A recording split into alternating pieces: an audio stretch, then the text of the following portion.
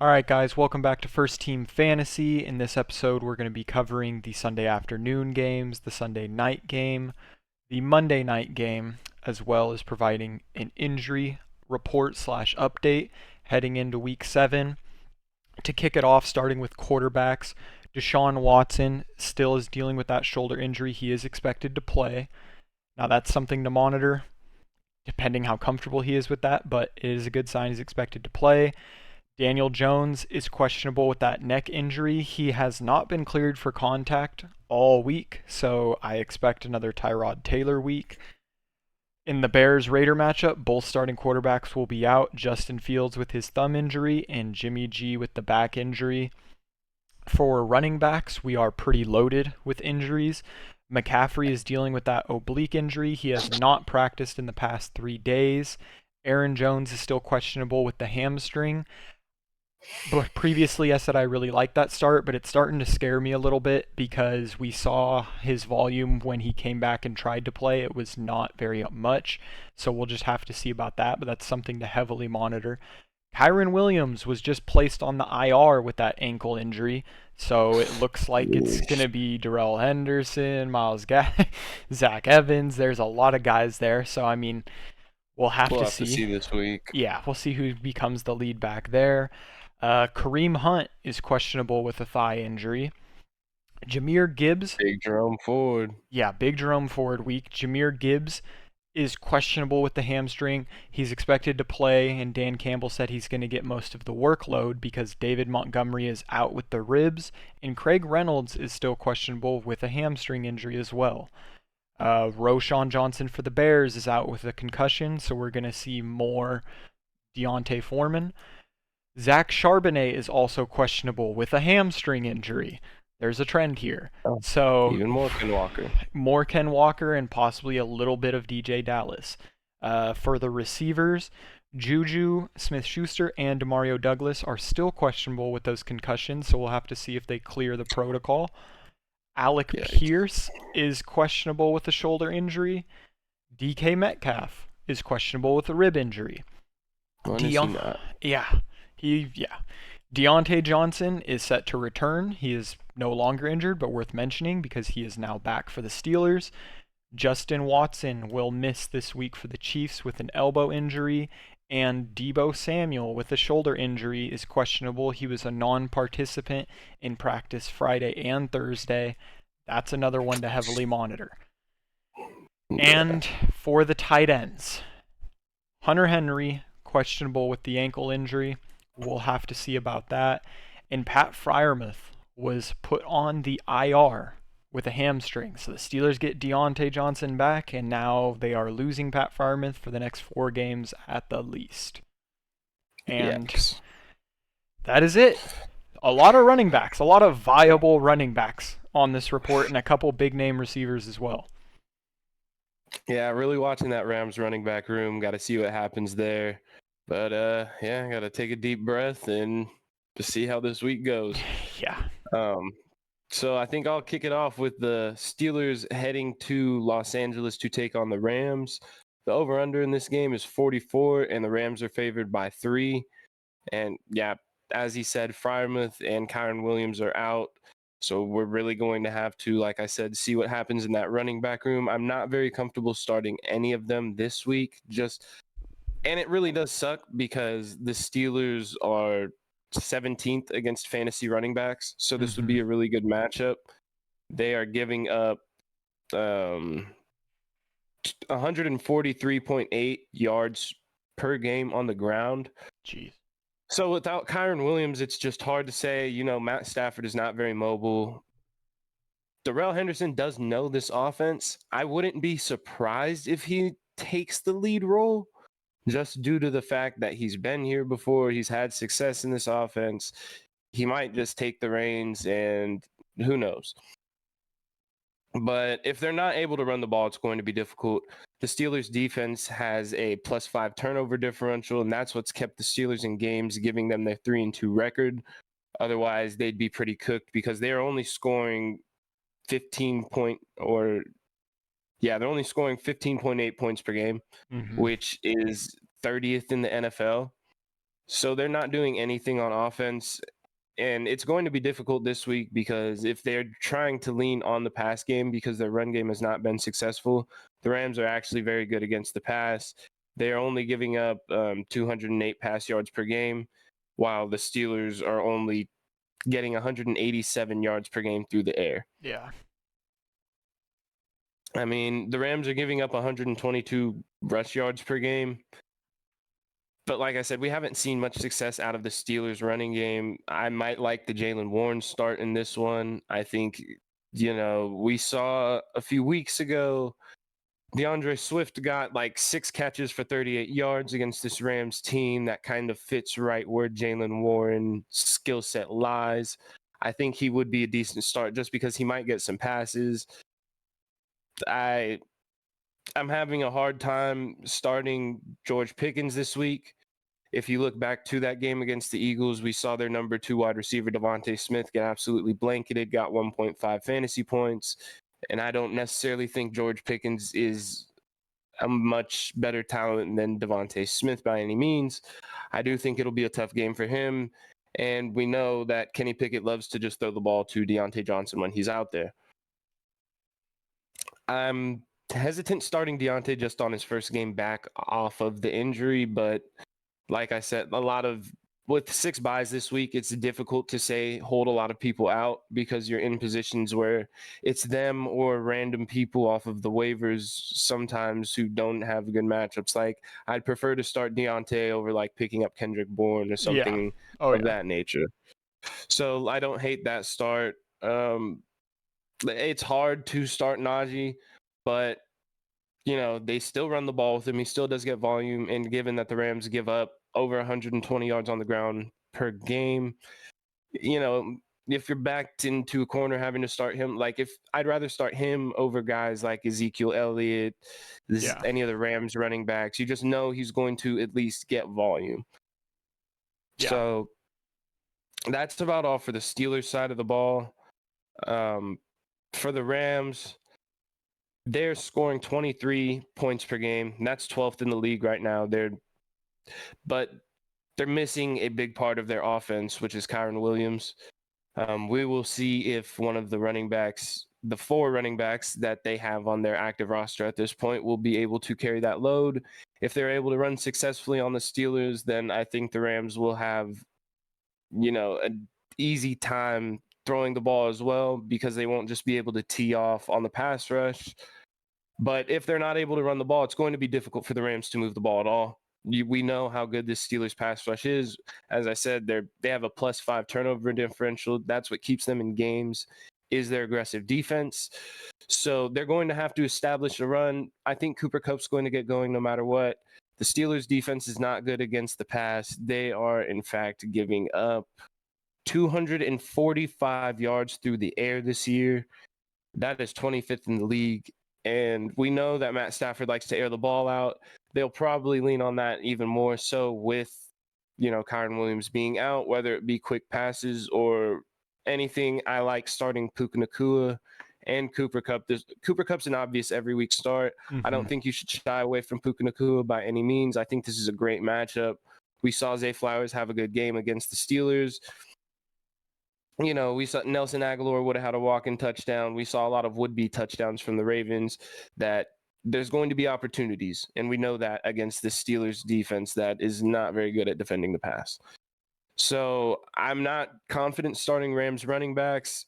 I do like the Matt Stafford start this week. Yeah. But you have to hope that they, like I said, are able to establish some sort of a run so they're not teeing off on him. Otherwise, it's going to be tough, and you might see another sub 15-point week. Obviously, Puka Nacua, Cooper Kupp. I don't hate the Tyler Higbee start this week. Mm-hmm. I really don't. Like I said, with the running back situation, they're going to have to lean a little bit more on the pass, and Tyler Higbee is involved in that, so he might get, an uptick in targets this week. Not counting on it, but given the buys this week, you might just have to put him in. Yeah. That's about all I got for this one. If you have anything to add. No, just and you covered it, was the Tyler Higbee that I do. Again, it's rough with tight ends this week. So yeah, I agree. I like the Tyler Higbee start mainly because of the unknown at that running back position. Uh, to take it to our next game, it will be the Cardinals playing the Seahawks in Seattle. This one, I don't know how it's going to go for the Cardinals. The Seahawks are very stout against the run. They're only giving up 79.2 rush yards a game. Obviously, there's no James Conner. Both teams are bad against the pass. 257 yards allowed for the Seahawks, 243 for the Cardinals. Then the Cardinals are giving up 133 on the ground. So on the Cardinals side of the ball, I just don't see them being able to establish a run game, which means they're going to have to pass heavy, which makes me like Hollywood, of course. Hollywood's proven himself as a must start every week. I actually don't hate, depending what you're looking like at wide receiver, I don't hate the Michael Wilson play this week. His snap share is up through the past 2 weeks. He's played 75 and 88% of snaps. He's had a Yeah. couple solid weeks. It just depends. It's the Seahawks are 28th against the pass. Again, if you're really backed into a corner, I don't hate it. There's probably better options out there, but worth noting, I do think he'll have a solid week. When I look It's at one of those things. If there's a week, this is a good week. Yeah, yeah. And then when I look at Zach Ertz, I am starting to like him less and less. We're seeing Trey McBride kind of get integrated in, and he's taken some of those targets. I don't necessarily like either of their starts this week. I know tight ends are kind of thin, but I think there's better options out there, like a Tyler Higbee, people like that.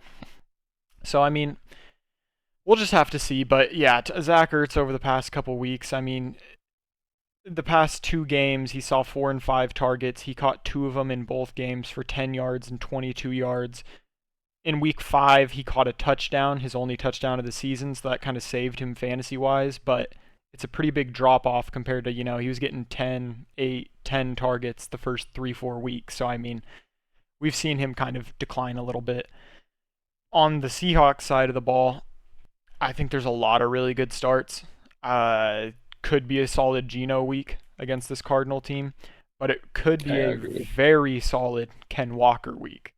With It should be. Charbonnet's questionable, but they've already put his projected points way low. It seems like he's trending to not playing, which means that DJ Dallas will be serving as the backup in this game. I don't see him getting too much volume, so it should be a very good week for Ken Walker against a weak rush defense.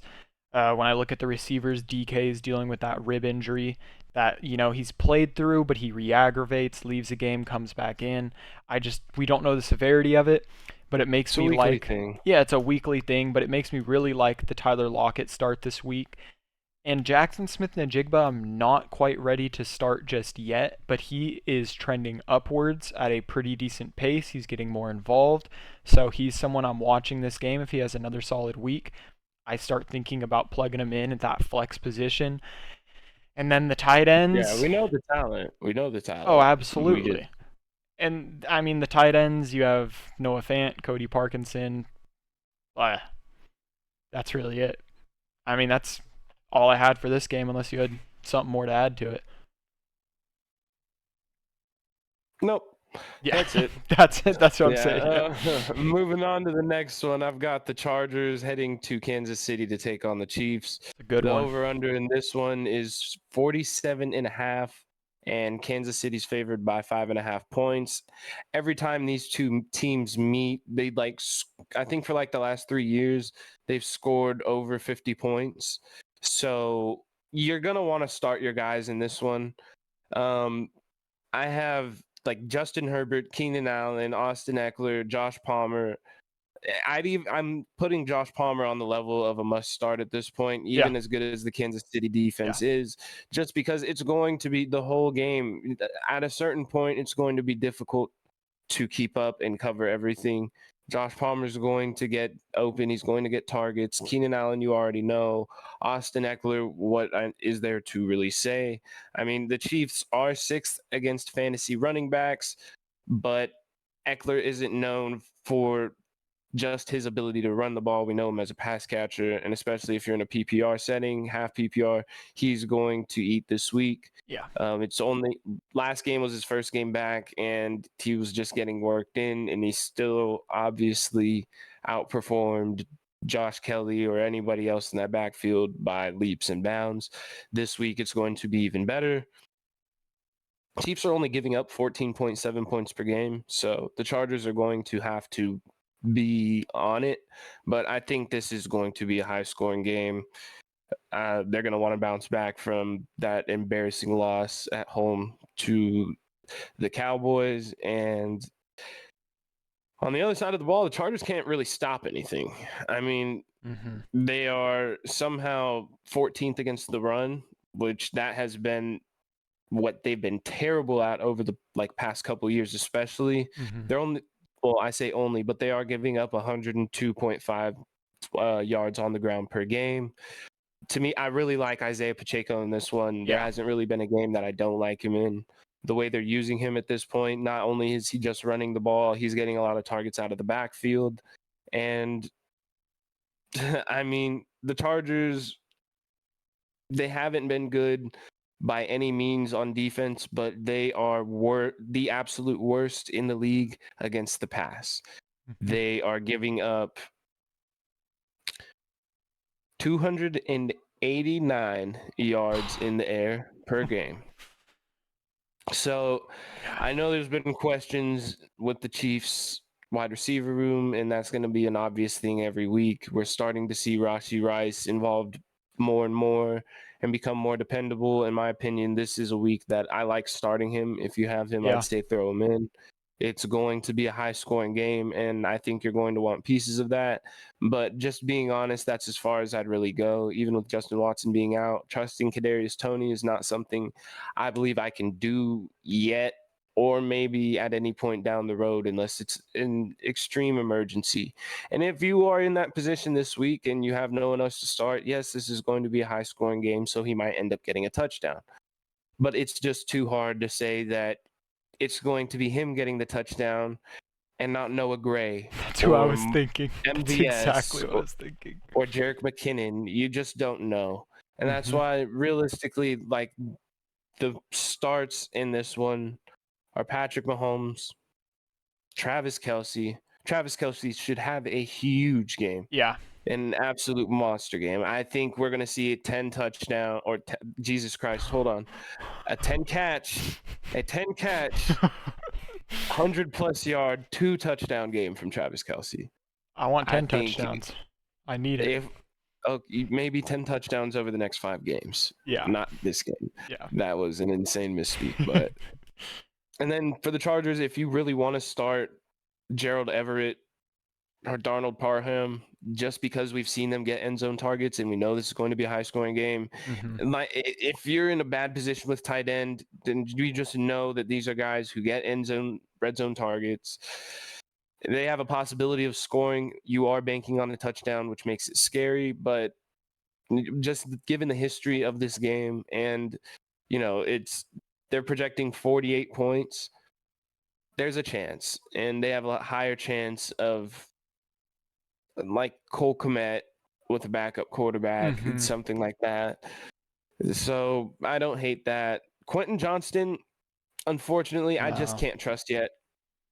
We're not seeing any production out of him. He's not really on the field as much as we'd want him to be. If he happens to do good in this game, then at this point, you could still roster him because he's on a good offense, and if he gets integrated throughout the latter half of the season, then he could be a really good piece. But right now, you just can't trust him enough to start, even in a game with such a great point total projected. And that's all I got for this one, if you have anything to add. Yeah, no, just I like Rashee Rice, and when we talk about the randomness of these receivers, I promise you Mecole Hardman will get 2 catches this game. I promise you he'll get a couple. Whether they go for 12 yards or that random touchdown. And a touchdown, we don't know. Yeah. And Marvin Harrison Jr. touchdown. Yeah. Oh, Marvin Harrison just scored one? Very solid. That'll take us to Denver, where the Packers will play the Broncos. This one is very interesting. The Broncos' horrendous defense, 268 yards through the air, 172 yards on the ground. The Packers are very bad against the rush, 143 yards on the ground, but they're solid ninth in the league, 194 yards through the air. Starting with the Packers side of the ball, I like the Jordan Love start this week. He had that down week against the Raiders, but other than that, he's had very consistent showings. He was the quarterback 4 coming into the matchup with the Raiders, where obviously the down week, then the bye, but it just shows, he was hot to start the season. A lot of those were without Aaron Jones and Christian Watson. The Raiders have proved to be good against the pass this year too. They did practically the same thing to Justin Herbert without the rushing touchdown. Then Yeah. he wouldn't have had such a great week either. No, exactly. So I really like the Jordan Love start this week. The Aaron Jones thing, I keep talking about it. It just scares me a little bit. With the Broncos being so bad against the run, I can see a game where you're seeing a lot of A.J. Dillon. I just don't know. So it's one of those things where if you have A.J. Dillon, it's like, do I start him? It's only scary If because Aaron, yeah, I'd watch it, and if Aaron Jones doesn't go, I'm firing up AJ yeah. Dillon just because he's going to get the usage, and the Broncos' run defense has shown they're bad enough that even AJ Dillon should be able to produce against them. Yeah. But other than that, if Aaron Jones is going to play and they're splitting work, then I don't know if I like that.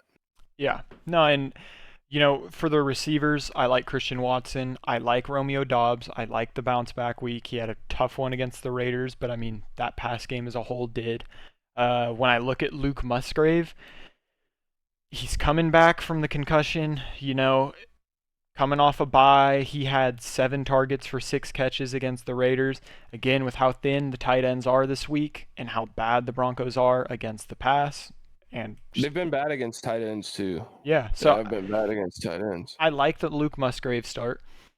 When I go to the Broncos side of the ball, the Russ start scares me just a little bit because the Packers are solid against the pass. We're seeing unrest. We're seeing Jerry Jeudy kind of unhappy with how things have been going there. So the team chemistry there as a whole is kind of down right now. And the weak point of the Packers is the run, but the Broncos have not shown a capability to run super efficiently. With Javonte back in the mix, he's going to get the bulk of the snaps, but he hasn't ran it too efficiently. We're going to see Jaleel McLaughlin. We're going to see some Samaje Perine. How much of each of those 3, I don't know. It's scary because it's like I'm a Javonte Williams owner, but I don't know if I start him, even with the Packers being so bad against the run. It's just, I just don't know what to expect from this offense in this game. So it's one of those things we just have to see exactly how that pie kind of breaks out between those 3. And then when I go to the pass catchers, I mean, Courtland Sutton, when he's not catching touchdowns, has been very pedestrian. Jerry Jeudy's the most talented receiver in the bunch. We'll see. I'm curious to see who Jair kind of shadows. I'm assuming it's going to be Jeudy over Sutton because I think he's more of a dangerous threat. But again, we'll have to see. I don't hate the Jerry Jeudy start because of talent alone, but again, it's tough to bank on talent alone in some of these situations. Depends what your wide receiver room looks like with buys and all that stuff. It's just, yeah. I mean, I'm personally rolling Jeudy this week, but kind of with a prayer that he'll have a good week. It's not a super confident I'm starting one. Javonte in our Dynasty League, just hoping he falls into the end zone. Yeah, but that's kind of the same way like people are starting Najee this week. You're kind of just praying they fall into the end zone, get pass interference in the end zone, they get the ball in the 1. Yeah, no, exactly. And then, Marvin Mims has cooled off pretty significantly. He's a super deep threat, but if he's not getting that, he's not very viable in a fantasy option. And then still no Greg Dulcich, which means Adam Troutman, which means I am looking the other way. Not even thinking about it. And I mean, that's all I had for this one. Do you have anything more for it? Nope. Yeah, we're going to move on into our next one. which is the Sunday night game, and the Dolphins are taking on the Eagles. Dolphins are heading to Philadelphia, and let me see. The over-under in this one is 51.5 points. Gonna be a The high Eagles are scoring one. favored by 3. This should be a great game. The Eagles are currently 5th in points scored per game. They're scoring 25.8, 245 passing yards per game, 150 on the ground. We know this Eagles offense. We just saw the Dolphins defense give up 14 points in the beginning of that game to the Carolina Panthers. If they give up a hot start to the Eagles, then it's going to be an absolute wild game. I'm liking starting like everyone on the Eagles pretty much. Mm-hmm. The Eagles, their defense is giving up 20.7 points per game, 232 yards through the air, and 65.8 yards on the ground. So they're pretty stout on the rush. Jalen Hurts, A.J. Brown, Devontae Smith, if healthy, but it looks like he will be playing, and Dallas Goedert are all absolute must starts Yeah. along with DeAndre Swift.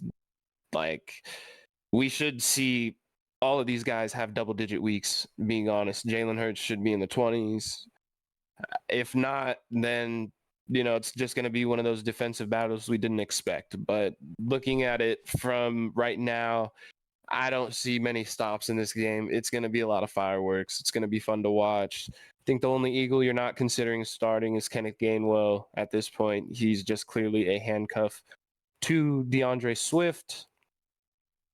And yeah, that's about all I got for the Eagles. If you have anything to add, we No. can move on to the Dolphins. Yeah, no. It's Eagles are one of those offenses. You have guys on the Eagles, you start them. It's as simple as that. And Yeah, honestly, and this is one of the best games. yeah, same thing with the Dolphins. You have Tua, you're starting him. Tyreek, Jalen Waddle, you're starting him. You have Mostert, you're starting him. But let me say, and I say it every week when it's a good running back going against the Eagles, it's going to be a rough week for Mostert on the ground. Now, here's a couple scary things I see for him in this one. He's currently the RB2. He's had monster weeks, but his one down week was against the Bills. And again, it was a good Devon Achane game. But in that game, Raheem only rushed 7 times for 9 yards. He also saw 5 targets through the air. And I feel like we'd both be pretty shocked if I told you Mostert's only had more than 3 targets through the air in 2 games this season. And one of those was that Bills game. And he caught 3 of them for 36. He finished 5.5 fantasy points. Again, you have to fire up Mostert, especially with no Achane in this game. You have to fire him up. But I am weary because this Eagles defense, if there's one thing they will stop, will be the run. You also have just giving up 65.8 yards on the ground. Like, even the Dolphins have the number 1 rush attack, but it's still one of those things you have to. I mean, if he just scores 10 points or lower, don't be super disappointed, because it's something that it's like they are playing the best rush defense in the NFL. Yeah, Or and second best yeah, down the line. yeah, and that defensive line, like that's not a fraudulent defensive. That is the real deal on the D line. You also have the return of Jeff Wilson, activated off IR. He's expected to make his debut. You also have Salvon Ahmed, who will get his run in this game. How much those two will be integrated in, I'm not completely sure. But again, you're obviously firing Raheem. I'm just calling what I always do if it's a good running back against the Eagles. It can be a tough week. Very true. Durham Smythe? No. But I don't know where he is. Because he'll be on the field but not getting targets. Blocking something, maybe. Yeah. We'll see. If that's all you got for that one, we'll move on to our last game of the week, which will be the 49ers heading to Minnesota to take on the Vikings. Mm-hmm. The over-under in this one is 44. The Niners are favored by 7 points. And this is a Niners offense coming off of a pretty humiliating loss, off a game-winning 41-yard kick that should have been made and was missed. Brock Purdy played terrible. They lost Debo. They lost Trent Williams. They lost McCaffrey. They're going to be coming out pissed off in this one. I believe the Niners offense is going to, if Debo doesn't play. Ayuk doesn't play. They McCaffrey. in a Kyle Shanahan offense, they have shown that the next guy up obviously isn't McCaffrey, but they could still get the job done enough to the point where you can't shut down the run entirely. Yeah. Their offensive line is too good. We've seen Jordan Mason have success. We've seen Elijah Mitchell have success. It is going to be a big Brandon Ayuk week. Minnesota's defense is terrible against the pass. They are giving up. Let me see. Oh, no, they're 32nd against fantasy wide receivers. Somehow worse than the Chargers.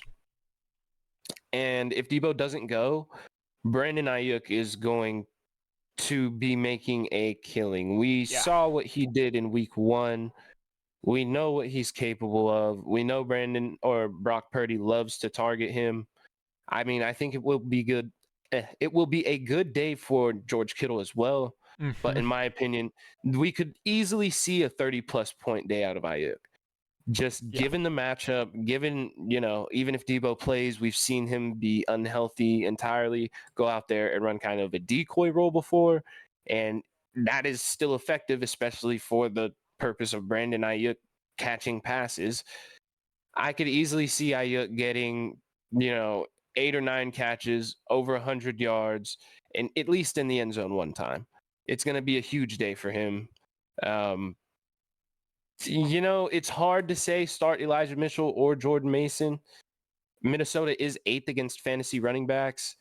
And just given that, if McCaffrey's not able to go, I think they'll personally split the work between the guys just enough so that the running game is sustainable. But I don't think it'll be sustainable in a fantasy aspect. I think it will be too rough. One of them might get a touchdown, but this is also an offense that might give a touchdown to Kyle Juszczyk. So you're kind of just in a position where you don't have that bell cow. So we haven't seen a healthy Elijah Mitchell all year. They might very well be splitting the work drive by drive. We have no idea. If you want to roll with one of them, I don't hate it. It's hard to say which, but I'd really prefer going somewhere else. Yeah. Like Latavius Murray, at least. Yeah. But, yeah, that's all I really got for the Niners if you want to take care of the Vikings. Yeah, the Vikings side of the ball, I mean, we saw an ugly performance against the Bears. Kirk Cousins only got... I do like starting the Niners defense. Yes. I wanted to add that. Absolutely. Yeah, Kirk Cousins only got 8.7 fantasy points against the Bears. He now will play the Niners, who are 5th against the rush. TJ Walker last week. Yeah, and 10th against the pass. They are going to come out hungry. I don't like starting Kirk Cousins this week. Madison, I see getting the volume. Since Cam Akers has come over, Cam Akers has seen 29%, 29, and then 16% of the snaps. So it does still seem like Madison will get majority of workload. Only problem with him is his only 2 weeks above 3.5 yards per carry were against the Chargers and the Panthers, who we've talked about. Yikes. Their rush defense not being good. Something that saves him is he's getting targets out of the backfield. If you are starting Madison, you are hoping that he gets another 7 targets out the backfield like he got this previous week, which is in the realm of possibility without Justin Jefferson out there. And also, to skip over to the tight end, TJ Hawkinson going against the best linebacking core in the league.